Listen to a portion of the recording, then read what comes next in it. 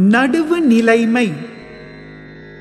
தகுதியன ஒன்று நன்றே பகுதியான் பார்ப்பட்டு ஒழுகப் பெறின். அந்தந்த பகுதிதோறும் முறையோடு பொருந்தி ஒழுகப் பெற்றால் நடுவு நிலைமை என்று கூறப்படும் அறம் நன்மையாகும். செப்பம் உடையவன் ஆக்கம் சிதைவு இன்று எச்சத்திற்கு ஏமாப்பு உடைத்து.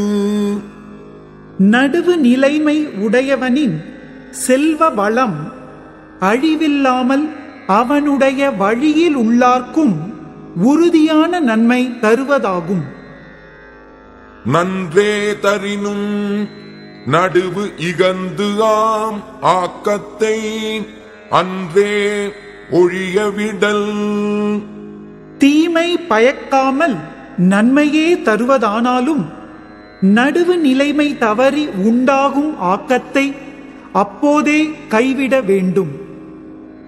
தக்கார் தகவு இலர் என்பது அவர் அவர் எச்சத்தால் காணப்படும். நடுவு நிலைமை உடையவர் நடுவு நிலைமை இல்லாதவர் என்பது அவரவர்க்கு பின் எஞ்சி நிற்கும் புகழாலும் பழியாலும் காணப்படும். கேடும் பெருக்கமும் இல் அல்ல நெஞ்சத்து கோடாமை சான்றோர்க்கு அணி. கேடும் ஆக்கமும் வாழ்வில் இல்லாதவை அல்ல. ஆகையால் நெஞ்சில் நடுவு நிலைமை தவறாமல் இருத்தலே சான்றோர்க்கு அழகாகும். கெடுவல்யான் என்பது அறிக தன் நெஞ்சம் நடுவொரி அல்ல செயின். தன் நெஞ்சம் நடுவு நிலைமை நீங்கி தவறு செய்ய நினைக்குமாயின் நான் கெடப்போகின்றேன் என்று ஒருவன் அறிய வேண்டும்.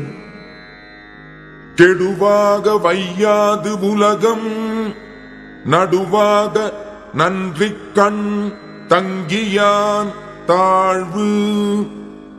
நடுவு நிலையாக நின்று அறநெறியில் நிலைத்து வாழ்கின்றவன் அடைந்த வறுமை நிலையை கேடு என்று கொள்ளாது உலகம். சமன் செய்து சீர்தூக்கும் கோல் போல் அமைந்து ஒரு பால் கோடாமை சான்றோர்க்கு அணி.